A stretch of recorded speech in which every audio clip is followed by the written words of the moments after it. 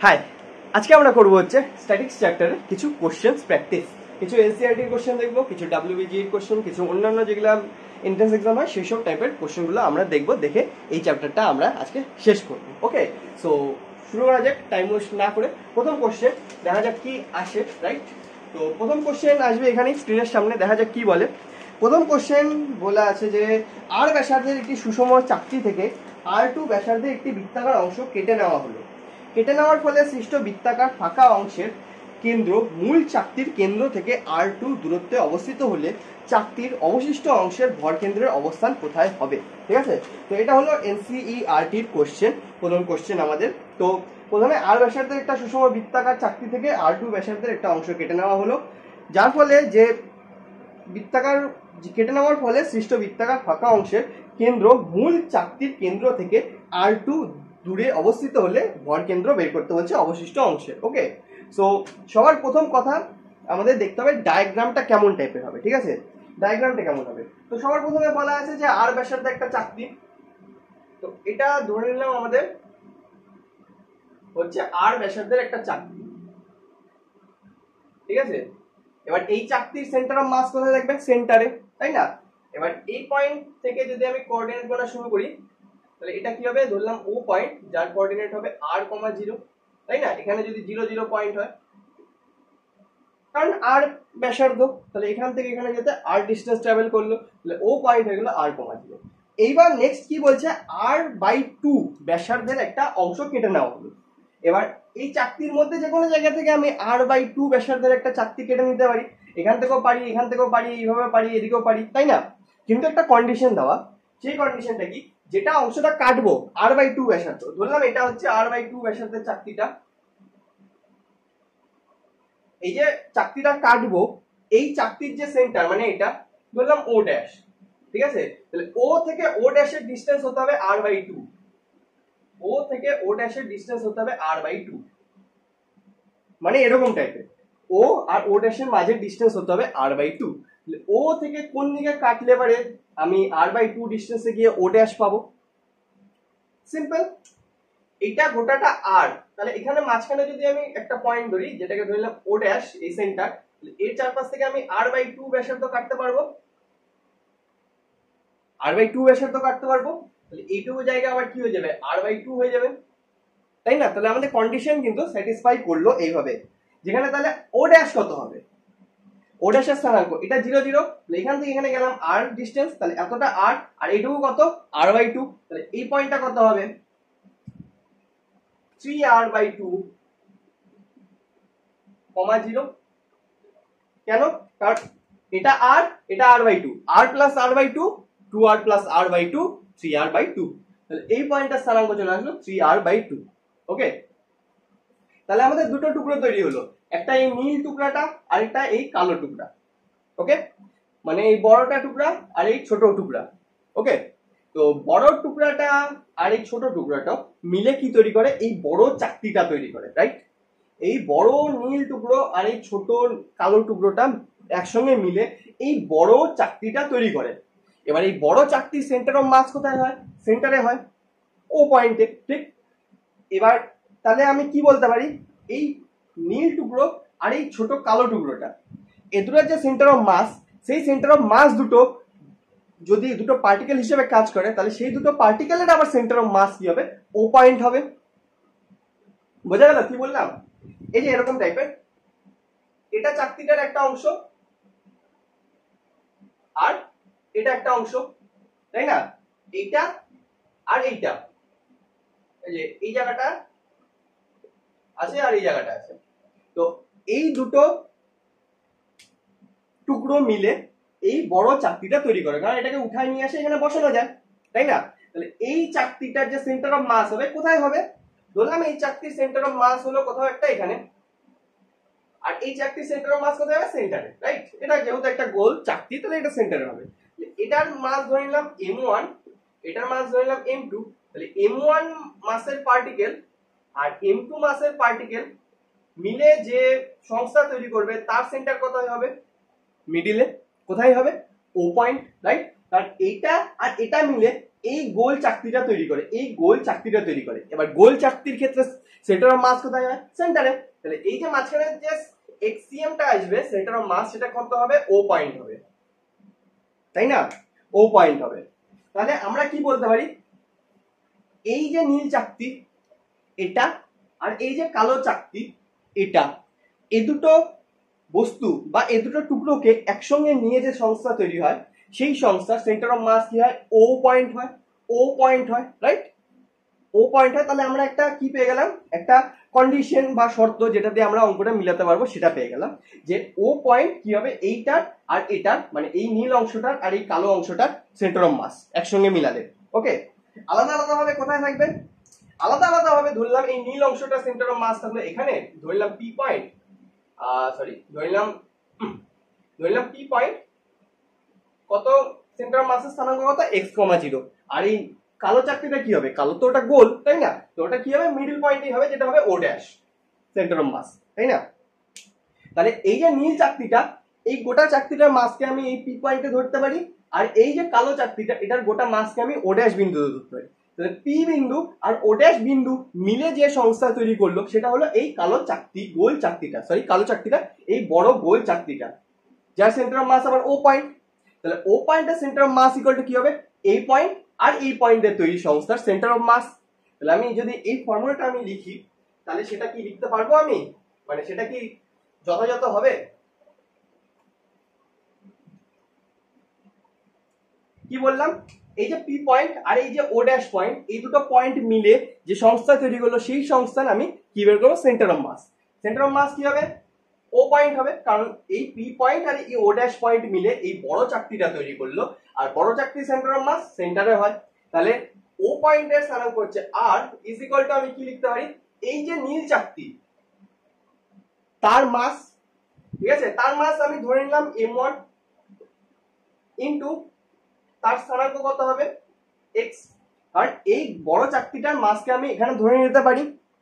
তাহলে এই point P point আর ও dash point মিলেই তো এটা সেন্টার অফ মাস আমি বের করতে পারবো। এই নীল চাকতিটা চলে আসলো, প্লাস এই কালো চাকতিটার কি হবে? ধরে নিলাম মাস m2 আর পজিশন হলো 3r/2 by m1 plus m2, তাই না? তো এইখানে আমি আর এর ভ্যালু তো কোশ্চেনে দেওয়া জানি, m1 আর m2 বেরিয়ে যাবে, m1 আর m2 চলে আসবে, আমরা ক্যালকুলেশন করে নিয়ে আসতে পারবো। x এর ভ্যালু আমাদের বের করতে হবে, আর বাকি অজানা কিছু থাকলো না। তাহলে এখান থেকে এই ইকুয়েশন থেকে আমি x এর মান বের করতে পারি। আশা করি জিনিসটা বোঝা গেল। এই যে টুকরো করলাম, এটা একটা বেরালো নীল টুকরা, এটা একটা বেরালো কালো টুকরা। নীল আর কালো এই দুটো মিলে বড় চাকতি তৈরি করলো। তাহলে নীল বড়, এই যে নীল টুকরোটা এটার সেন্টার অফ মাস হচ্ছে পি পয়েন্ট, আর এই ছোট কালো টুকরোটার সেন্টার অফ মাস হচ্ছে ও ড্যাশ পয়েন্ট। পি পয়েন্ট আর ও ড্যাশ পয়েন্ট দুটো পয়েন্ট মিলে যে সেন্টার অফ মাস তৈরি করবে সেটা হবে ও পয়েন্ট। তাহলে আমি ইকুয়েশন লিখতে পারি, এই পয়েন্ট আর এই পয়েন্টের তৈরি সংস্থা সেন্টার অফ মাস আর ইকুয়াল টু এই পি পয়েন্টের মাস m1 ইন্টু স্থানাঙ্ক x, আর এই ছোট টুকরোটার সেন্টার অফ মাস ও পয়েন্ট, মাস ধরে নিলাম m2 ইন্টু স্থানাঙ্ক 3r/2 by m1 plus m2। ওকে, এবার আমাদের বের করতে হবে m1 আর m2 এর ভ্যালু। তো সবার প্রথম আমি ধরে নিলাম একক ক্ষেত্রফলে এর মাস হচ্ছে m, এই যে চাকতিটার একক ক্ষেত্রফলে মাস হচ্ছে m। তাহলে টোটাল মাস কত হবে? মানে টোটাল চাকতিটার এটা আর এটা যোগ করে টোটাল চাকতিটার মাস কত হবে? ক্ষেত্রফল পাই আর স্কয়ার ইন্টু একক ক্ষেত্রফলের মাস m, তাহলে পাই আর স্কয়ার m। এবার এই ছোট চাকতিটার মাস ধরে নিলাম আমি m ড্যাশ, তাহলে সেটা কত হবে? পাই r/2 স্কয়ার, এটা ক্ষেত্রফল চলে আসলো ইন্টু m। তো এখানে পাই আর স্কয়ার m কে আবার m লিখতে পারি, তাহলে m dash is equal to capital M by 4 হতে পারে। তাহলে আমি বড়টার আর ছোটটার মাসকে পরস্পর চেঞ্জ করতে পারি, ইন্টারচেঞ্জ। মানে কি, গোটা চাকতিটার যে মাস হবে সেটার 4/3 থাকবে এই নীল অংশে, আর 1 থাকবে কালো অংশে। ওকে, তো আমি এখানে বসাই m1 মানে হচ্ছে এই চাকতিটার, মানে 4/3, তাই না? তো r ইকুয়াল টু আমি কি লিখতে পারি? 4/3, তাহলে 3m/4 ইন্টু x, প্লাস ওখানে কি থাকবে? 4/1, তাহলে m/4 into 3r/2 by total মাস কত হবে? m plus m dash, sorry m plus m dash না, টোটাল মাস মানে হচ্ছে এই অংশ আর এই অংশের মাস, এই অংশের মাস, এই নীল অংশের মাস কত হলো 3m/4 আর ছোট অংশের মাস কত হলো m/4, তাই টোটাল মিলে কত হবে m হবে।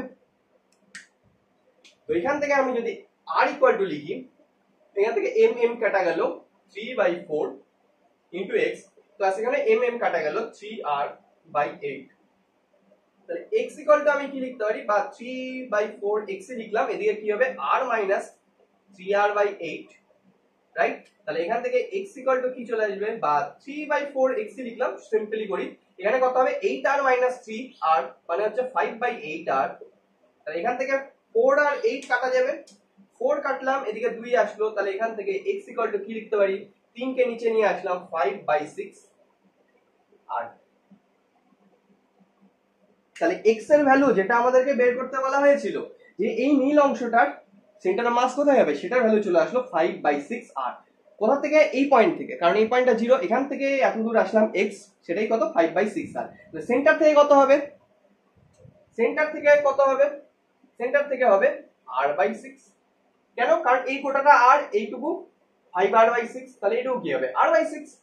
তো আমাদের অ্যানসার চলে আসলো, এই পয়েন্ট থেকে হবে 5r/6, সরি 5r/6, হ্যাঁ, আর সেন্টার থেকে কত হবে r/6, বাদিকে বা উল্টো দিকে, যেদিক থেকে চাকতি কাটা হলো তার উল্টো দিকে। ওকে, তো কোশ্চেনটা আশা করি বোঝা গেল, সিম্পল কোশ্চেন ছিল, ভালোভাবে স্টেপ বাই স্টেপ যদি ভাবা যায় তাহলে এমন কোনো কঠিন কোশ্চেন না। ওকে, এটা ছিল হচ্ছে NCERT question, NCERT question. Okay, কোশ্চেনটা একটু কমপ্লিকেটেড মনে হতে পারে, তবে simple question, step by step যদি একটা একটা করে ভাবা যায় তাহলে সিম্পল কোশ্চেন। ওকে, যদি বুঝতে একটু অসুবিধা হয় তাহলে ব্যাক করে দেখো, বোঝা যাবে, বুঝতে পেরে যাবে। ওকে, সো এই হলো আমাদের প্রথম কোশ্চেন। সো আগানো যাক পরের কোশ্চেনে, আমাদের নেক্সট কোশ্চেন। ওকে,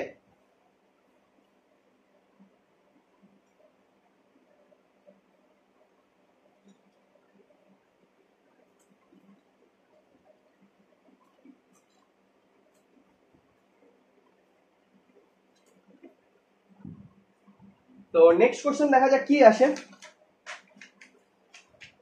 নেক্সট কোশ্চেন আসবে, এখানে কি বলছে, m1 আর m2 ভর সম্পন্ন দুটি বস্তুর মধ্যে দূরত্ব হচ্ছে r, এদের ভর কেন্দ্র m1 ভর সম্পন্ন বস্তু থেকে যে দূরত্বে অবস্থিত হয় তার মান, ঠিক আছে, তার মান হলো, এবার অপশন দেওয়া আছে, আমরা সোজা উত্তর বের করি, দেখি কি আসে।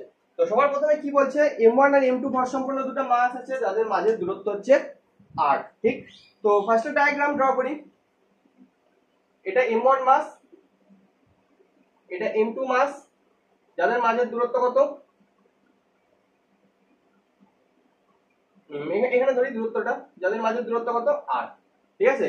তাহলে m1 মাস থেকে এর সেন্টার অফ মাসের দূরত্ব বের করতে বলছে, m1 থেকে সেন্টার অফ মাস ধরলাম এটা xcm, তার ভ্যালু বের করতে বলছে।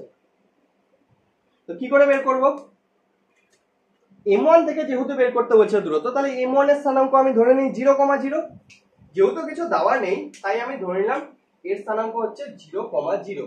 তাহলে এখান থেকে এত দূর গেলাম r ডিসটেন্স, তাহলে এটার স্থানাঙ্ক কত হবে r,0, আর এটার কত হবে x,0 বা xcm,0, ঠিক। তো আমাদেরকে বের করতে হবে xcm এর ভ্যালু। তো simple, xcm is equal to চলে আসবে m1 into 0 plus m2 into r by m1 plus m2। আমাদের xcm ইজ ইকুয়াল টু চলে আসবে m2r by m1 plus m2, আর এটাই আমাদের অ্যানসার। এবার অপশনে যা থাকবে যেটার সাথে ম্যাচ করবে সেটার সাথে আমাদের উত্তর মিলে যাবে। ওকে, তো কোশ্চেনটা একদমই সিম্পল ছিল, রাইট। m1 এর থেকে বের করতে বলছে দূরত্ব, সেন্টার অফ মাসের কত হবে, তাহলে m1 এর স্থানাঙ্ক ধরে নিলাম 0,0, তাহলে m1 যদি 0,0 তে অবস্থিত হয় তাহলে m1 এর থেকে r ডিসটেন্স হচ্ছে m2, তাহলে m2 স্থানাঙ্ক কত হবে r,0, ঠিক। তো m1 এর স্থানাঙ্ক m2 স্থানাঙ্ক চলে আসলো, আর x এর স্থানাঙ্ক আমাদের বের করতে হবে, x এর স্থানাঙ্ক ধরলাম xcm, তো xcm equal to m1 into স্থানাঙ্ক 0 প্লাস m2 ইনটু স্থানাঙ্ক r by m1 plus m2, তো আসলে m2r by m1 plus m2, right. একদম সিম্পল কোশ্চেন। তো এটাও ছিল হচ্ছে প্রিভিয়াস ইয়ার কোশ্চেন, কিন্তু ঠিক আছে, নরমাল কোশ্চেন না, প্রিভিয়াস ইয়ার কোশ্চেন, WBG 2016 সালের কোশ্চেন ছিল এটা, WBG 2016 সালের কোশ্চেন ছিল এটা, ঠিক আছে। আশা করি বোঝা গেল, একদম সিম্পল কোশ্চেন, রাইট। এটা তো বোঝানোর তেমন কিছু নেই। তো আমরা যাক আমাদের পরের কোশ্চেনে, নেক্সট কোশ্চেন।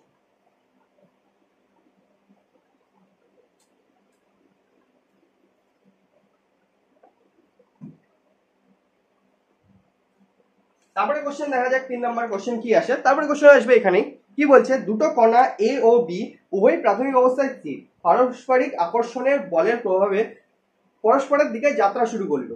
যে মুহূর্তে এর দ্রুতি ভি আর বি এর দ্রুতি 2v হয় তখন ভরকেন্দ্রের দ্রুতি কত হবে? ভরকেন্দ্রের দ্রুতি হয় অপশন দেওয়া, ঠিক আছে। তো একদম সিম্পল, ঠিক আছে। এটার জন্য মানে পেন দিয়ে কিছু করারও দরকার নেই। ধরলাম এটা এ পয়েন্ট, মানে এ বস্তু, এটা ধরলাম বি বস্তু, প্রাথমিক স্থির অবস্থায় আছে, চলতে শুরু করলো। এর ভেলোসিটি যখন ভি আর এর ভেলোসিটি যখন 2v হয় তখন এর ভরকেন্দ্রের xcm এর ভ্যালু কত হবে, মানে সরি xcm এর ভেলোসিটি কত হবে বা দ্রুতি কত হবে। তো সবার প্রথম কথা, চলতে কেন শুরু করলো? পারস্পরিক আকর্ষণের জন্য, পারস্পরিক আকর্ষণের জন্য, মানে একজন আরেকজনকে অ্যাট্রাক্ট করলো। বাইরে থেকে কোনো ফোর্স অ্যাপ্লাই হলো? বাইরে থেকে কোনো ফোর্স অ্যাপ্লাই হলো? বাইরে থেকে কোনো ফোর্স অ্যাপ্লাই হয়নি। এই যে সিস্টেমটা তৈরি হলো এ আর বি মিলে, এই সিস্টেমে বাইরে থেকে কোনো রকম ফোর্স অ্যাপ্লাই করা হয়নি। এ পয়েন্ট আর বি পয়েন্ট অটোমেটিক নিজেদের অ্যাট্রাকশনের জন্য চলতে শুরু করলো। তাহলে যার জন্য চলতে শুরু করলো সেটা কি? Internal force, right? এক্সটার্নাল, বাইরে থেকে কোনো ফোর্স অ্যাপ্লাই করা হয়নি। যদি বাইরে থেকে কোনো ফোর্স অ্যাপ্লাই না করা হয় তাহলে ভরবেগ স্থির থাকলে স্থির থাকবে, চলমান থাকলে চলমান থাকবে, রাইট? তো ফার্স্টে যেহেতু বলা আছে দুটো বস্তু স্থির অবস্থায় ছিল, তাহলে ভরকেন্দ্র কি থাকবে? স্থির অবস্থায় থাকবে। তো ভরকেন্দ্র যদি প্রাথমিক স্থির অবস্থায় থাকে, বাইরে থেকে কোনো বল প্রয়োগ করলাম না, তাহলে তারপরেও স্থির অবস্থাতেই থাকবে। তাহলে xcm এর যে ভেলোসিটি হবে, মানে vcm বা দ্রুতি যেটা হবে সেটা হবে 0। কারণ যে চলতে শুরু করলো ভি ভেলোসিটি আর ভি দ্রুতি আর 2v দ্রুতিতে, এটা কি হলো? পারস্পরিক আকর্ষণের জন্য বাইরে থেকে কোনো রকম ফোর্স অ্যাপ্লাই করা হয়নি। যদি বাইরে থেকে কোনো রকম ফোর্স অ্যাপ্লাই না করা হয় তাহলে ভরকেন্দ্র যদি স্থির অবস্থায় থাকে তাহলে স্থির থাকবে, যদি চলমান অবস্থায় থাকে তাহলে চলমান থাকবে। আর কোশ্চেনে ফার্স্টে বলা হয়েছে উভয় স্থির অবস্থায়, দুটো বস্তু যদি প্রাথমিক অবস্থায় স্থির থাকে তাহলে ভরকেন্দ্র তাদের স্থির থাকবে, তাহলে লাস্টে গিয়েও ভরকেন্দ্র স্থির থাকবে, তাই না? তো ভরকেন্দ্রের যদি শুরু থেকে শেষ অব্দি স্থির অবস্থায় থাকে তাহলে ভেলোসিটি কত হবে, মানে দ্রুতি কত হবে? 0 হবে, ঠিক আছে। যদিও দ্রুতি আর ভেলোসিটি এক না, দ্রুতি মানে হচ্ছে স্পিড, ভেলোসিটি মানে হচ্ছে বেগ, ঠিক আছে। এখানে দ্রুতির কথা বলা হয়েছে, মানে স্পিডের কথা। তো অ্যান্সার আমাদের কত চলে আসবে? 0, সিম্পল এটা। তো এটার জন্য পেন ওঠানোর দরকার নেই, যেহেতু বলে এসে স্থির অবস্থায় ছিল, আর বলে এসে বাইরে থেকে কোনো বল প্রয়োগ হচ্ছে না, যা হচ্ছে পারস্পরিক আকর্ষণের জন্য, তাহলে 0 হবে। ভরকেন্দ্র কি থাকবে? ভরকেন্দ্রে ভরবেগ সংরক্ষিত থাকবে, স্থির অবস্থায় থাকবে। তো এটাও ছিল হচ্ছে WBG এর কোশ্চেন, WBG 2017 সালের কোশ্চেন ছিল এটা, ওকে। তো জাস্ট একটু মাথায় লাগানোর কোশ্চেন যে স্থির অবস্থায় থাকলে স্থির অবস্থায় থাকবে, চলমান অবস্থায় থাকলে চলমান। স্থির অবস্থায় ছিল যেন স্থিরই থেকে গেল, দ্রুতি কত চলে আসলো? 0, ওকে।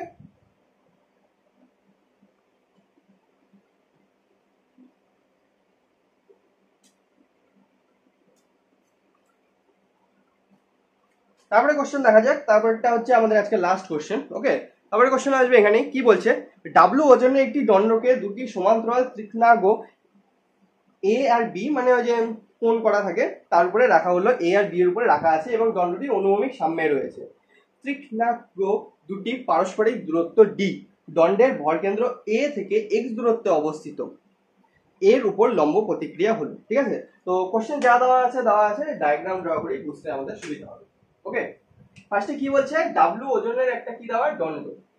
তো এটা ধরে নিলাম ওই দণ্ডটা, যেটা কি এ আর বি দুটা এরকম ত্রিকোণাঙ্গ বা যা উচ্চারণ হয় তার উপরে রাখা আছে, ঠিক আছে। এটা হচ্ছে এ পয়েন্ট ধরে নিলাম, এটা হচ্ছে বি পয়েন্ট ধরে নিলাম, আর সেন্টার অফ মাস ধরে নিলাম এখানে। এ থেকে সেন্টার অফ মাসের ডিসটেন্স কত দেওয়া আছে? x। আর এ আর বি এর মাঝের ডিসটেন্স কত দেওয়া আছে? d। তাহলে এটুকু কত হবে? d মাইনাস x, ঠিক। এটুকু অবধি হলো। এবার বলছে এ পয়েন্টের উপরে যে লম্ব প্রতিক্রিয়া বল হবে সেটা কত। তো এ পয়েন্টের উপরে ধরলাম na হলো, বি পয়েন্টের উপরে কত হবে? nb হবে, তাই না? তো n এর ভ্যালু আমাদেরকে বের করতে হচ্ছে, n এর ভ্যালু কত হবে। তো সবার প্রথম কথা, ফোর্স কি কি অ্যাপ্লাই হচ্ছে? এক তো na এদিকে, nb সরি এটা nb হবে, বি পয়েন্ট থেকে হচ্ছে যেহেতু এটা nb এদিকে, আর w হবে এই সেন্টার অফ মাস থেকে নিচের দিকে, রাইট? আচ্ছা, এবার কি করে বের করব? সবার প্রথম কথা, যেহেতু এটা সাম্য অবস্থাতে আছে তাহলে উপরের ফোর্স আর নিচের ফোর্স সমান, তাহলে na plus nb equal to w লিখতে পারি। na plus NB is equal two আমি ডাব্লিউ লিখতে পারি, রাইট? তো এটা হলো প্রথম সমীকরণ। 2 নাম্বার কি করতে পারি? 2 নাম্বারে আমরা বের করতে পারি টর্কের মানে ভ্রামকের সমীকরণ। কি এই ফোর্সটা কি করবে? এন এ ফোর্সটা কি করবে? এদিকে ঘোরানোর চেষ্টা করবে। এনবি ফোর্স কি করবে? এদিকে ঘোরানোর চেষ্টা করবে, রাইট? কিন্তু বস্তুটা যেহেতু ঘুরবে না, সাম্য অবস্থায় থাকবে, তাহলে কি হবে? এটা এটা ক্যান্সেল আউট হয়ে যাবে। আর ডাব্লিউ যেহেতু সেন্টার অফ মাস থেকে অ্যাপ্লাই হচ্ছে, তো এটা কোনো দিকে ঘোরাতে পারবে না। তো আমি 2 নাম্বার ইকুয়েশন এরকম লিখতে পারি কি N A into x plus W into zero plus minus, যেহেতু উল্টো দিক, N B into B minus x is equal to 0 লিখতে পারি। কেমন করে লিখলাম? এই যে এই সেন্টার অফ মাসের ঘূর্ণাক্ষ যদি ধরি সেন্টার অফ মাসকে, তাহলে তার সাপেক্ষে এনএ এদিকে ঘোরানোর চেষ্টা করবে, এনবি এদিকে ঘোরানোর চেষ্টা করবে, আর ডাব্লিউ তো সোজা যে অ্যাপ্লাই হচ্ছে ওর উপরে। তো এই যেহেতু কোনো রকম লম্ব দূরত্ব নেই ফোর্স আর ঘূর্ণাক্ষের মধ্যে, তাই 0 হয়ে যাবে। তাহলে কোনো রকম ঘোরাবে না, ঠিক আছে? তাহলে এনএ এদিকটা যদি পজিটিভ ধরি তাহলে এনবিটা নেগেটিভ হবে। তাহলে N A into x, N A into লম্ব দূরত্ব ইন্টু ডাব্লিউ ইন্টু লম্ব দূরত্ব, ডাব্লিউ ইন্টু লম্ব দূরত্ব তো 0, আর এনবি ইন্টু লম্ব দূরত্ব ডি মাইনাস এক্স, সেটা হচ্ছে উল্টো দিকে, তাহলে মাইনাস ডাইরেকশন। তো এখান থেকে আমি কি লিখতে পারি? N A x is equal to N B D minus x, right? তাহলে আমি এখান থেকে এনবি ইকুয়াল টু কি লিখতে পারি? এনবি ইকুয়াল টু লিখতে পারি N A x into D minus x, ঠিক আছে? এবার এটা কেন লিখলাম? কারণ আমাদেরকে বের করতে হবে এন এর ভ্যালু। তাহলে এনবি এর ভ্যালু এটা যদি আমি নিয়ে গিয়ে এই ইকুয়েশনে বসাই দেই, এনবি এর জায়গায় এটা বসাই দিই, তাহলে এখানেও এনএ এখানেও এনএ, আর ডাব্লিউ তো দেওয়া আছে, তাহলে শুধু যদি এন এর ভ্যালু আসবে। তাহলে এখান থেকে আমি এই কোশ্চেনটাকে আবার লিখবো কিরকম করে? এনএ তো থাকলোই প্রথমটা, পরের এনবির জায়গায় আমি বসাবো হচ্ছে এই ভ্যালুটাকে, সেটা হবে N A x by D minus x equal to W, ঠিক আছে? তারপরে কোন দিকে করা যায়? এটুকু বোঝা গেল আশা করি। তাহলে এটুকুকে মুছে দেই, এখানে করি অঙ্কটাকে।